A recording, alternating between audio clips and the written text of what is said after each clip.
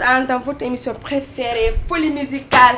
Hande no ko spécialement émission fi artiste be bendi do Lollipop et tout fulani de do balde fo de nande hito mabbe mais yali be hari donc Dri compagnie woni ho bawo hore nduro muradu fop addugol be do fi premier mabbe kambe do dido wadugol mabbe concert Dakar mais ko deuxième édition kanko Lollipop honno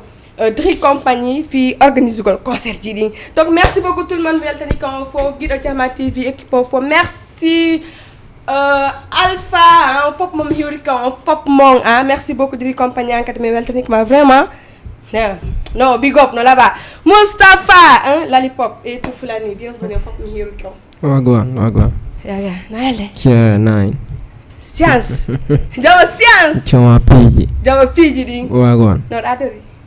yo boy go yonata ngupni sega no za hobbe nallo ngupni naka no hobbe dogay na atum sanction do dai tu hobbe takko ka et tout yes ande zalandi na ko do ka anko si weli la mo sami werna ma tranquille moƴƴa do joko traite yagal mo ne doginde do mi sino no way ça va alhamdulillah alhamdulillah hewti e jam yeman adori ni lang ebe krap Lali yeah man tani ko première fois ma argol Dakar I know kono yurda climat mi ngondo no climat mon tawri mo no wayre non claro kono tawda kono wayri no Sénégal ko la kara kala junubi mu kerara do wuli ne no kala junubi mu ne wol do tranquille ne kono yurda an ko jom science blessing alors merci beaucoup ko jabdon invitation ko Jama TV et puis min yo woni tranquille yeah on dit donc andi déjà hande kadi ko funebe do men goto me watan sendude d'accord et tout ko bidaroring sinon ever family no honno événement préparation fetere tun hibe andi fetere tun hala dula do joni ko jom science mala sendude do ay goto mo ya ko bidaroring no ya et tout honno fiji Dakar parce que mi kadi gambiton concert ma nyande événement julte donc les pions ko do fe irno alhamdulillah jama noti heewi ayika fulbe be ngade halanta be fuyino félicitations kadi album ma ko yalti ko merci jama validi o famino sattano tampilano andi komi artudo komi arno do mi wolanno be mi wolanno ko no accuno da do ko don simi artiri do famino donc yi kadi ya Lali Jama science Jama flow Jama science donc ay andi ko première fois ma on do concert Dakar kono yurda gilarda kono tawira mouvement wingi en fait no la ba quoi no ni tranquille et tout concert ba la mais yalta science ben areno landi même fotay ka concert c'est la non fotay ko concert c'est min ko 1000% merde mo ya do no dans 100% ko honto ye 100% on me akimo wala gine me akimo do ko 1000 merde mo 1000 volt ne donc concert ma la gine hono walidi labe donc ngo nine no me yito kala di ko yeah fe uno alhamdulillah yeah do fitri mo kono woni ko mboy mo addi deo bay do hande en fait andi music no wa sa ni kadi sa fala madarno sudu do dandi ma no da engineer après ça gani da bita maçon ka na afrika la pani ya darnya la den silana mana den tenkete afami Jama science ko pu ngaru ko me foto ni pu la personne d'entre nous ne savait déjà goto anda ari men hida don ko studio men hidi la mari pose gol kanka de mari pose gol en studio don mais foti men hidi don et tout ça va on a fait l'affaire yaadi don tawdo no jettondiri ya tan woni nice gila wonno da non e mustoy hono changement hande kadi gila be jogitima ko ni changement yu da non ya andi avant au début hari nano hono ni changement quand même il y a beaucoup de changements noir de kadi non ko bidarundi non inshallah piji boy déjà piji boy noir de déjà ka toile ay ka no gollede ay ka piji dina wonga be anano no turori horori no gollede ley et tout yes parce que andi ko première fois do kiden andi hande promoteur be no heewi do mais Dream compagnie gila be noddi on do be invité on be ni fala on fi on waddu concert parce que andi ko Dakar ni awo wado no mais a arena do souvent rewa fejja mais andi e ngol do hollata jama on tigi ko on da artiste ko hono dum do waduma après surtout on waddi on dido featuring taw kadi ko on hawtu concert well sa mijiti ke gila mi rewno ɗo en heɓuno ɗo appel ji buyi men lando concert voilà concert kollotuma e miɗen falama concert kollotuma andi mi halanoɓe so tawi woni mi hawrodiri e duwaɗo laadude on tumi jaɓay ka awa faami noon hawrodiri noon exactly Dream Company mo hiɗi ko woni wadde kon donc ɓe wawi wadde kamɓe kadi ko tambitagol hara haɗani a faami noon faami hara wawa e addutude woɓɓe goo saabu mo darani culture o moƴƴa a faami so big up Dream Company kanko e team makko fo ya ɗon so minen haala ɗuuɗa hika min feƴƴi toon fo no woniri a faami ka so samedi duta sek wodugol faya han hoɓɓe donc an kadi ko no waɗa wide ɗum ɗon yo en fait là ɗani piji ɗin ko Allah waddi ɗum ko ma ɗum quoi ɗo kadi min abbakere min fotte concert e o mois ɗo quoi a faami non kono woni Allah waddiri quoi ta vi noon min ari min waɗi son et aujourd'hui encore et à travers Dream Company min fo ande o hawtiti men ɗo e yomin garu min fijana fanɓe ɓen e tout e fanɓe ɓen kayno do andude so heeɓi goɗɗo dariɗo waway ɗo immagol ga yana artiste ɓe ha lagine to adda ɓe ɗo fi toujours yo comment dirais je yoɓe waw fijude ɓe waw recréade a faami noon e koɓe andu kamɓe kay kamɓe wata townude ɓen noon quoi bien sûr andi so goɗɗo townaka o towata quoi goto pet wata naɓude hunde quoi ay ka so ayi goto pet taƴike waɗi goɗɗum si tawi an kadi ɗa falano waɗugol sifa mum ko ya pousse on ɗon en même temps gasa an kadi ñande goo sa waɗɗo sa fokkiti goɗɗo duñete saabu ɗum ɗon quoi ta vi non ay en tout cas ɓe dowa weltanagol Dream Company a faami noon lali e piiji buy quand même kila wonɗo ko aéroport lande ko ɗo fuɗi ɗo mo yiwde kono yurɗon arrivé mo no jaɓɓori on noon konno non habborno ɗon hari ka harina noon habborno non arrête quand même ɗum on non comment dirais arrivé amen on akki on ça a été saléré quand même noni tranquille. Et il est venu avec d'autres journalistes même pour nous accueillir et tout a faami noon kay meɗe welti menen kadi ko wa parce que sa ari e nokkure ka warde taari kadi e tawiɗa habba ara no jari ka weltoɗa quoi ay ka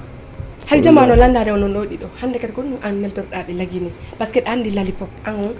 ko ɗum ɗo woni joni hande ɓe yima Dakar parce que etuɗo la andi ɓe yiyaymo ɗo mi waɗa alta conseil mais an ko première fois ma argol Dakar ko ɗum addunorɗami science alright yoɓe andu ko lalimo Ramatu Mali tanirawo ceerno Ajima Mali waɗami me Mali wulawulali hunde waɗali ɓeere mi yarali no wodi koɓe hiyali no defa ko ɓuuri koɓe ñamali yaɗono yoɓe andu meɗen arde komi addori kon falaɗo yiwde samedi 29 juin duta sek ya waɗa condiyangoɓe ɓeek science on ɗuɗa tugoɓe takko faami ka et tout yes Gambia people an kadi ko numarɗa ko wiyaɗo par ce que ɗen andi ko rapidement spécialement émission hande fi concert momo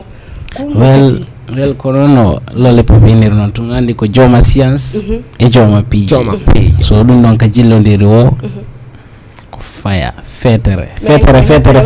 kadi fittirimo noon ɗiɗo inchallah à chaque fois ñande tawi min wawi wadde fiyo min weltingo wo kadi min waɗay a faamino fuɗɗi o ƴetta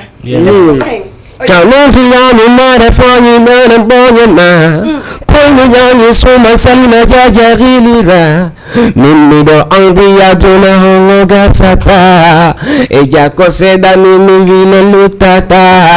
Hande jaka mimi kodo mi walata Wotongulu mimi koda karno mi nyalata Awasamdi konjelo kadi fetata Men uka chondi aho besi kawetata Menem mi uma andu menghabata kaiwata don dulanata kayata don kadi ewata Lollipop fulani Dream Company wadai faya ya dono so yeto aibe beng fus nombe gainata 29 wen duta sek mi wulata sabna fire me okata fan be bem for well toto ya me no Batman we are there and we giving them the weed in a fire so we burn it and we blaze it on ya dono 29 June boss be a fire Lali menga ba album ang hande tuma album no arde parce que comment dirais-je l'andi album si ari do ko hapay ko gayna taw gayno de habbude tubeli mun nin ka ceeki parce que mi da wortude himbe ben gawre lawol haylo fay koy hon koy laali ka getto yudji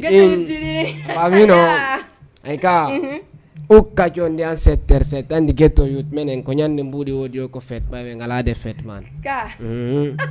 ko men no do dido go do nandita joni ne mo nanditi all right sérieusement awa don kadi gasi ko no moƴƴire no ko moƴƴe ko ɓurata moƴƴude ka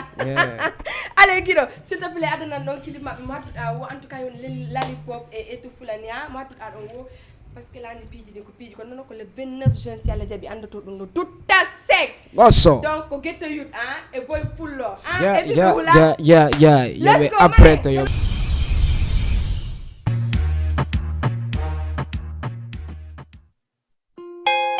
on fota e podium on wata wonde tranquille ko be yaha non public on ɗum ɗon ko ɗo kadi ko no naale ma de mi aray ko to goɗɗo faato men nguli sina ɗo ono ɗo woni easy non menen koni kono mi wawi ɓuri ɗum gonga ɓesna ukkugol ɓe condi ha goɗɗo doga simi inni fetere ko fetere d'accord dire compagnie wali téléphone ma s'il te plaît araɗo parce que la andi déjà jama on anda ko an addi ɓe parce que kadi jama no landade ɓe est ce que honno Lollipop are est ce que tout aray ha donc ene ɓe ɗo Dakar ɓe hewti déjà jama TV rendez-vous le 29 juin si Allah jaaɓi haare ɗon e dutta sec dire ay wala goɗɗum hono marɗa ko wiya kadi répéto kadi la faala yo so parce que hande spécialement fi juste événement maɓɓe on na trop des questions ma wolugol piiji ko ɓe yewton ko ɓe nanata ɓe fattinay goy kono ko wore podium andoton ɗum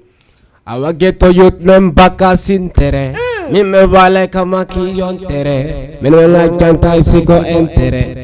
wo ukka condi an 7h07 bandiginaelo to an 7h07 sularo fono ko maki ko an 7h07 getto yut ɗo ka getto ko 7h07 mbeɗe ñami ñagama on bord à bord ka podium ko corps à corps so ɓe gaccite journaliste o noɗɗa renfort non déjà non lali dawayna fettude classe alan quoi non mi classe ama de mi placé allez et to fulani well mi ngari meɗen kaali manti ha mayi ndaro floje ɗe mbari meɗen sunna bunnana figi vrai yagal kongona jatigi komi jallo sadakaji joma flo joma piiji hollitima mbuɗino wooti big up Lollipop meɗen manti ha mayi fiya men ko dow ɗa andi ka duta sec mi waɗay faya e hombe kadi e mama ya non mama ya no to mami ya no to viens donc andi kan addi be viens dawai daragol don takko et tout voilà dawai daragol on daro do wola alors diri honno way ça va jantu nani yettudi Allah alhamdulillah yettudi Allah donc e arrivé mabbe be hoti hande kadi ko dum do habbino da surtout adu dum do hide mouvement ji parce que kene woni do on kadi mat lancing kadi goddum be anda yes a confirmer ko wi no da ko bon aray mi hiwlike téléspectateur be wonbe daado be Jama TV ben fou aray assalamu alaikum aray ko Dream Company men hewti do mais comme fodu no Hong Kong hewti aray on soutike do star be mom ben be habbino don Dakar depuis très fort longtemps depuis les bibouy donc habbe don nande to mabbe ka partout dans le monde entier vraiment aray enobe do be hewti habe to wion donc ko heddi ko tout le monde donc meden habbi on dum ko honde tuma ko le 29 juin déjà samedi do au samedi der au semaine do aray vraiment c'est du fire. Alright. Parce que venez Nyande, on vient pour faire le show, pas pour s'asseoir pour un événement. Merci non, on fait le vrai show. Et j'invite toute la jeunesse. N'a pas écouté Namoko Bana Duma, Pedo Kofi Foni Mande. Donc Habba, vraiment. Ça veut dire. On existe déjà. Nous on existe déjà. Le public devant le podium. Parfait. Right now, pour qu'on puisse faire du fire. goto joɗo tako donc o confirmane rendez-vous si Allah jaɓi parce que ɗen andi ɗeɗa ɓale fodiri compagnie no doggude fi o publicité maɓɓe parce que ko welo jama ko ɗum ɗo landi o landi ko hombo faala ko hombo artiste ɓe faala o naati ko be sérieux o landi ene ko hombo faala mi addano ɓeni woɓɓe ina ko lali pop et tout o hawtiniri on ari donc rendez-vous ñañande waynite jama o parce que ɗen andi tranquille donc rendez-vous lali maramatuma tani rawa cerno ajima mali wadami me mali wolo lali hunde wadali bari mi arali lali pop et fulani meden promettion ko wowa hide ko hiyali ya hande concert ko hiyali ya hande fenanali onde yo be yaw kazimo lerdo ala be dum ala hocca gongol be ronkata ko famika goso ko mi woni adude ko man ko be falla tigiri no faya yes joni wona aynata 29 ko samedi wiyata samedi famika hala duda on duda go allez merci beaucoup Lali Pop merci beaucoup et tout Fulani donc Moustapha merci tout le monde on remercie ko tri compagnie rendez-vous si Allah jabi donc tout à ce koto yejuto et puis mais landi ko non fi Allah please yo watto blanc mais ina tano fo mais ko blanc mais fala mais buri falede parce que don andi joma science be di piji dinga do way addorde hala lan jogiti bir ko fodo way wonde science man lighta jidi ngaro yeggitali lighta no desani no hala la jogiti min tawela ko dambugal wagwan ana kadi non wonga beya wo melange whisky ka ko kay bonno dimboron ko to duddi bimbi abano immoron na don de gelde boano fiida ngara joma science no dani no lali c'est tay no men duddi na problème ne kadi men way wadde sans problème ni yo melange bonno dimboron mais to duddi bimbi eba ne immoron moy men hay se melange amede way ma ko tranquille ya awa ko samba men jawi awatu nyande ande ga mi o mi waynti awa kumba men allez merci beaucoup ande ko aéroport allez merci beaucoup tout le monde me weltani ko voilà no wowiri non hande meden dari do juste ko en face ko télé amen Jama TV donc me weltani ko mi hande lay do jube sexy on est tranquille kono bode dari et puis là-bas do foti regarde comment c'est non c'est sérieux ko hono aduma do hande sabu hono watta nawti sort ko sabu be do adilando Lali Pop avec qui Fulani Ankadi Amarken là-bas moƴƴano merci crayon ma merci hande ko sabu hono watta nawti sort ko sabu Lali pano merci ako tala perk ma mo ketemo kay donc sabu hono hande adduma o feto hande ko addi men do ko yahangol Lali Pop e Fulani ko aéroport no ayne ka face de VIP ah Pira Sophie je l'adore je vous aime wa ça va nen do hande mi yande et tout parce que min taw ko mi fansi jo e tout Fulani taw donc fi ma ko tout wala na bude ko ay ka Fulani acha mahen let's go et tout acha let's go Fulani et tout Fulani Lali Pop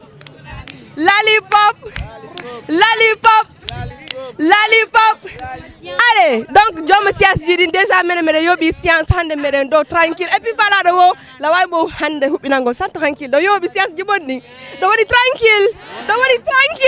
allez let's go nice assalamu alaikum la yuro mo kala inde mo yettore mo toujours he sagata ben Dakar e jubben mi fala yo wernu frère be men ben Lali Pop et tout Fulani en tout cas sister biba kanko modo je suis artiste comme eux donc mi do fi soutenir be fo merci ça tombe bien sister artiste ate jilkira na waccan yo buya mabbe hino jodi siko sagu mabbe mini bonana yimbe ben inu be microphone wona force singa mini wata anya men menen do menen Lali Pop et tout Fulani yombata sida wabi singa mini ko ya wadu lay ya du karama ko mini na fatama wadu ngangu nganyaneni wala tama merci beaucoup asikanyu compare tako kerbe anda bisous encore ici comment tu vas oui ça va alhamdulillah non so halte ko pular hata ay be do fogo fulbe ka hale pular hal soso kala ko fal hande ko no adduma do hal soso bon là vraiment on va y aller en fait on s'est fait comment dire Lali Pop comment dire accueillir des aéroports vraiment ça fait du bien parce que là nous sommes à Dakar comme ça tout le monde est content on bring la Et le 29 Brumanga on a déjà on s'est fait artiste et enfant qui nous sommes là, la communauté guinéenne est là, tout le monde est là, on brim boire fan oma et dans un enfant là moi vraiment c'est on tout n'a quoi, ne va to drapeau na munira bringe la ngi et nanara quoi, c'est mon foule mon on brinque nara. Ok brinque, comment? Voilà. Allez. Merci beaucoup Sampio. Let's go. John ko aéroport Sala Jabi fi ak go artiste be mom Lollipop et tout fulani he min ko yite jom science. Let's go. Drink Company woni ko donc hirde molandade pour la première fois à Dakar artiste be dido jogi do champion. Why go fiman hey kwanji wako fiman ko kambe on forte le 29 juin contre le wata ko centre culturel Douta Sec enengombe Drink Company sukabe mebe Nicolas Lollipop odo we Gambi ande hey kwan wo etu fulani pete mi lopaka mi do chalbi mi pita for no really tana ala woko joma science ami sukabe me fono noda le 29 juin hey kwan son et lumière natu gongo 5000 francs CFA Coco 5000 Robin 5000 Calardo ko 5000 francs CFA manam artiste bedido hey kon noteme le 29 juin centre culturel Douta Sec Drink Company wo sukabe men fo nyama kalabe men fo moko ba men fo zele son fo nonoda centre culturel Douta Sec boy pour le mombazen didi fota jalo yudi ande ngiri mi do chultene mi komtene jangi fami mi do fota ko bekel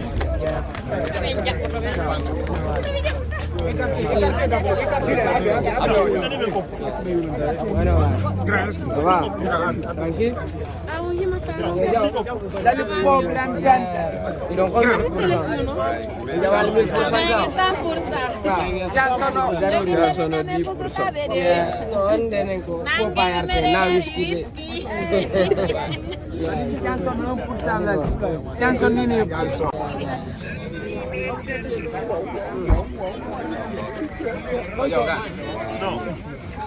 On va laisser un peu de silence.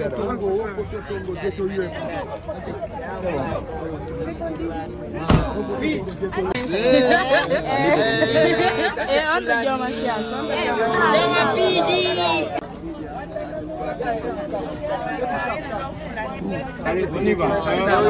Let's go.